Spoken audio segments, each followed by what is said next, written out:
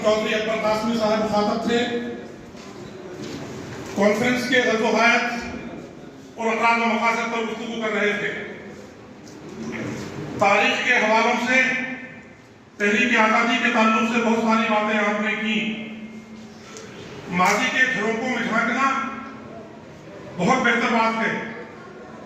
माजी में उलझना कौम को नुकसान पहुंचाता है। मुस्तक़बिल के लिए माजी के झरोकों में झांककर मंसूबाबंदी करना जिंदा कौमों की अलामत है। मैं चाहता हूं कि बहुत जिम्मेदार नौजवान, बहुत ही होनहार उलमाए किराम, बहुत ही बेहतरीन कलमकार साहिबान और कौम का मुस्तक़बिल पीछे बैठा हुआ है। ये जिम्मेदार हज़रात यहाँ तशरीफ फरमा है। हम कुछ गुफ्तगू इंशाअल्लाह थोड़ी देर की बात करेंगे। सियासी हज़रात को समय कम होता है, उनकी जिम्मेदारियां बहुत हैं। मैं समझता हूँ कि रफीक खान साहब कोई 15-20 प्रोग्राम आज दिन भर में कर चुके हैं, अभी 3 प्रोग्राम इनके और होने बाकी हैं। लेकिन आपको हमने दावत दी है बहुत ईमानदारी और वफादारी के साथ अपने गैर मुस्लिम साथियों से कंधे से कंधा मिलाकर मुल्क की सेकुलर रिवायतों को बाकी रखने में हमारी कुछ परेशानियां, हमारे कुछ जायज मांगे, हम अशोक गहलोत जी के शुक्रगुजार। मैं 50-45 साल की तारीख पर नहीं जाऊंगा, उस पर बाद में गुफ्तगू करेंगे। रफीक भाई को चुनकी जाना है, कुछ चीजों पर गुफ्तगू होना बहुत जरूरी है, जिस पर हमारे ये उलमाए किराम और हमारे मेहमान किराम गुफ्तगू करेंगे। हमने पॉइंट वाइज 35 मसाइल को आज आपके बीच डिस्कस करेंगे और आपको जाने नहीं देंगे जब तक इन पर खुलकर चर्चा नहीं होगी। इसी ईदगाह में, इसी करबला में 30 बीघा जमीन सर हमारी ये रही करबला के नाम से। अशोक गहलोत की मेहरबानी से एक खूबसूरत हाउस बन गया। हम शुक्रगुजार हैं, दिल से शुक्रगुजार हैं और उनके लिए दुआ करते हैं तुम सलामत रहो क़यामत तक और क़यामत रहो क़यामत तक। बहुत शुक्रगुजार हैं। लेकिन हमारा दर्द ये है कि 10 साल पहले ये बैठा इस्लाम कारपेट इसी हज हाउस के पीछे, इसके आंगन में 1 बीघा जमीन मुस्लिम लड़कियों की कॉलेज के लिए दी गई थी। आज तक वो जमीन अपनी बिल्डिंग के लिए तरस रही है। और 16 साल उसी के पास 6 बीघा बहुत शानदार गार्डन हिजाब के नाम पर हमारी बच्चियों को स्कूलों से भगा दिया जाए, ये पूरी सरकार के लिए गैरत की बात है। आदरणीय प्रधानमंत्री महोदय को इस पर संज्ञान लेना चाहिए और कर्नाटक सरकार को और न्यायालय को यह निर्देश देना चाहिए कि इस तरीके की गलत बयानबाजी इस मुल्क में नहीं होनी चाहिए। सर पर दुपट्टा बांधना औरतें अपने लिए इज्जत का तमगा समझती है। हिजाब उस दुपट्टे को कहते हैं जो औरत अपने सर को ढकने के लिए सर पर बांधती है। वो चाहे मदरसे के अंदर पढ़े, वो चाहे स्कूल के अंदर पढ़े, चाहे वो सड़क पर पढ़े, चले, इसके लिए कोई पाबंदियां नहीं होनी चाहिए। हमारी दरख्वास्त यह है मोहतरम, आज हमारे बीच हमारे मेहमान बैठे और बहुत मजबूत मेहमान बैठे। माइनॉरिटी कमीशन का मतलब होता है बातों को मजबूती के साथ कलेक्टर से भी करेंगे, एसपी से भी करेंगे, मुख्यमंत्री से भी करेंगे और अपनी जायज मांगों को इसलिए नहीं कि रहमो काम की लीड चाहिए, इसलिए कि हमने 100% वोट कांग्रेस के विरोध में देकर के और कांग्रेस की सरकार बनाने में आपकी मदद की है। भाई आजम बेग साहब, अकबर कासमी साहब, इस्लाम कारपेट साहब, मौलवी साहब, हाफिज मंजूर साहब, वकार साहब और तमाम उलमा इकराम साहब, हमारी पार्षद राबिया बहन, डॉक्टर साहब, पार्षद फिरोज गोरे जी, पार्षद अख्तर जी और सिकंदर भाई और तमाम कांग्रेस के नेतागण और तमाम साथी, बहुत जोश और खरोश के साथ में आप दोनों ने बात रखी। मैंने आने से पहले पूछा था आपसे कि मैं बाद में आ जाता हूँ, 2-3 प्रोग्राम सरका के आता, आपकी सारी बात का जवाब देके जाता है, लेकिन एक पॉइंट का जवाब दूंगा। 3 साल हुए कांग्रेस की सरकार बनने में।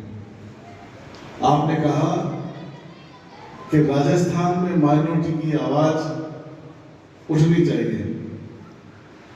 हर एक मुद्दे पे 3 साल में आवाज उठाई और आवाज उठाते रहेंगे, कोई कमी नहीं आएगी। इस बात का आश्वासन देना चाहता हूं। डिटेल में बात नहीं करके पॉइंट टू पॉइंट ही चालू हो रहा हूँ, क्योंकि प्रोग्राम में भी जाऊंगा। हिजाब का मुद्दा आपने बोला, हिजाब की बात आप लोगों में से बहुत से साथियों को मालूम है। पूरे देश के अंदर सबसे पहले किसी ने आवाज उठाई तो वो आपके विधायक रफीक खान ने, और असेंबली में उठाई। ऐसे नहीं कि किसी मीडिया चैनल या न्यूज चैनल पे बोले। 200 विधायकों के सामने मैंने कहा हिजाब का मुद्दा है, करंट इशू चल रहा है असेंबली के अंदर। लोग बाग एक अकबर लड़की को डरा रहे हैं, धमका रहे हैं, खौफ का भय का माहौल क्रिएट कर रहे हैं। भगवान राम मर्यादा पुरुषोत्तम थे, मर्यादा सिखाई उन्होंने, भय और डर का माहौल बनाना नहीं सिखाया उन्होंने। और जो लोग भय और डर का माहौल बना रहे हैं और इस बात पे गुमराह कर रहे हैं लोगों को,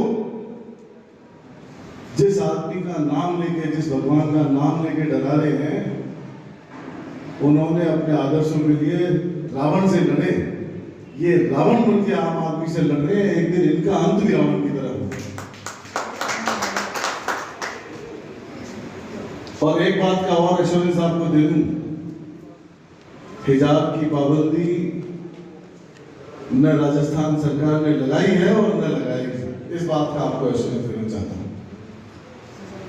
आपने कहा कि पीछे 1 बीघा जमीन अलॉट की हुई है। आप सबको जान के खुशी होगी कि वहां एक स्कूल सैंक्शन हो गया है। राजकीय उच्च माध्यमिक स्कूल किसी बजट में सैंक्शन हो गया, मुख्यमंत्री जी ने सैंक्शन कर दिया, अप्रूव कर दिया। आप अगर क्या है 3 साल में आप मेरे को एक बार भी आके आपका ये परवाना देते तो शायद मैं लिख करके दे देता मुख्यमंत्री को। 1 सेकंड की डिले नहीं करता। आज दिया है, जो प्रोग्राम इसमें हो गए हैं वो काट के बाकी सब सीएम को पहुंचा दूंगा। इस बात की आप चिंता मत करें। मुफ्ती इकरामुल्लाह नौजवान आलिम दीन हैं, आपका इस्तकबाल किया जा रहा है। डॉक्टर आजम बेग साहब, मुफ्ती अख्तर, मुफ्ती आदिल नदवी साहब और डॉक्टर जनाब रफीक खान साहब मुफ्ती इकरामुल्लाह साहब का इस्तकबाल कर रहे हैं। आदिल नदवी साहब तारीखी शख्सियत हैं, एक तारीख साज शख्सियत का इस्तकबाल कर रही हैं। मौलाना सुहेल साहब जो शहर जयपुर के नौजवान आलिम दीन। इनके बाद में गुजारिश करूंगा बहुत जल्दी मौलाना हाशिम साहब से। मौलाना हाशिम साहब तशरीफ लाएं, उनका इस्तकबाल कर रहे हैं। भाई डॉक्टर आजम बेग साहब, भाई रफीक खान साहब जो मेहमान खुसूसी हैं, मुफ्ती आदिल नदवी साहब। इनके बाद में गुजारिश मुफ्ती आदिल नदवी साहब, भाई रफीक खान साहब जो शहर जयपुर के शानदार विधायक हैं, लीडर हैं। इनके बाद में गुजारिश करूंगा मौलाना सईद साहब से, मौलाना साद साहब से। मौलाना साद साहब तशरीफ लाए। असद साहब से, मौलाना असद साहब से। ये सब दारुल पोखरण के फर्जंदान, ये माशाल्लाह दारुल पोखरण की बड़ी खिदमत है। सर, आज हज हाउस में जो तामीर मिल्लत कॉन्फ्रेंस की गई, इस प्रोग्राम के बारे में बताइए। एक बहुत अच्छी कॉन्फ्रेंस आजम बेग साहब ने की और तमाम माइनॉरिटी के इश्यूज़ पे इन्होंने रोशनी डाली। और काफ़ी कुछ ऐसे इश्यूज़ थे जो ऑलरेडी अलग अलग लोगों से अलग अलग रिप्रेजेंटेशन में आ चुके थे। कुछ इश्यूज़ ऐसे भी हैं जो इश्यूज़ अलग हटके हैं। तो मुझे खुशी इस बात की कि इन्होंने एक ऐसी ऑर्गेनाइजेशन को खड़ा किया जिसमें माइनॉरिटी के लिए अलग अलग क्या क्या हम वेलफेयर का काम कर सकते हैं, एजुकेशन की फील्ड में क्या कर सकते हैं, हेल्थ की फील्ड में क्या कर सकते हैं, एम्प्लॉयमेंट जनरेशन के लिए क्या कर सकते हैं। तो इन सब बातों का लेके एक रिप्रेजेंटेशन इन्होंने दिया है। और स्कूल एजुकेशन के बारे में भी मैंने बताया, हेल्थ के बारे में बताया। जो मुख्यमंत्री अशोक गहलोत की सरकार जो काम जिस तरीके से पूरे राजस्थान में कर रही है, वो सब बातें मैंने इनको उस पर छोटा मोटा प्रकाश डाला। और ऐसी कॉन्फ्रेंसेस अगर ऑर्गेनाइज होती रहेगी तो इश्यूज़ उठते रहेंगे और उनके सॉल्यूशन भी होते रहेंगे। कोई भी चीज़ जब कोई एक तंजीम बनती है और उसके ऊपर सवालात खड़े किए जाते हैं, पॉइंट खड़े किए जाते हैं, तो ऐसे कॉन्फ्रेंसेस में उन पे डेलिब्रेशन डिस्कशन होता रहना चाहिए। उससे क्या होता है कि आगे काम करने में आसानी होती है। और जब भी अपन बात करते हैं, जब भी सरकार में इशू उठाते हैं, आप 10 इशू पे बात करते हो तो 2 इशू 5 इशू का सॉल्यूशन ज़रूर होता है। और हमें ये चाहिए कि ऐसी ऑर्गेनाइजेशंस रहे जो फिर आ जाए दोबारा से कि ये 5 रह गए और 5 ये और, तो ऐसे आगे से आगे बढ़ के काम होता रहेगा। मुझे खुशी इस बात की कि हम सब मिल कर के पूरे राजस्थान के डेवलपमेंट में काम करेंगे, डेवलपमेंट का रास्ता बनाएंगे, एम्प्लॉयमेंट जनरेशन का काम करेंगे, एजुकेशन का काम करेंगे, हेल्थ इश्यूज़ पे काम करेंगे और मिलजुल करके एक संदेश देंगे, राजस्थान को मजबूत करने की कोशिश करेंगे। सर समय समय पर राजस्थान सरकार में जो उर्दू सब्जेक्ट को लेकर सवाल उठाए जा रहे हैं उसके लिए आप क्या कहना चाहेंगे? उर्दू सब्जेक्ट के लिए मैं बहुत सारे सवाल उठा चुका हूँ और मैं मेरे भाषण में भी बता चुका। न केवल उर्दू सवालों के जवाब मैंने यहाँ दिए बल्कि असेंबली में भी उठाए, और जो भी जायज़ बात होगी उसको फिर उठाएंगे, फिर करेंगे, कोशिश करेंगे कि ये जिस तरीके से पहले लागू थी उस तरीके से लागू रहे।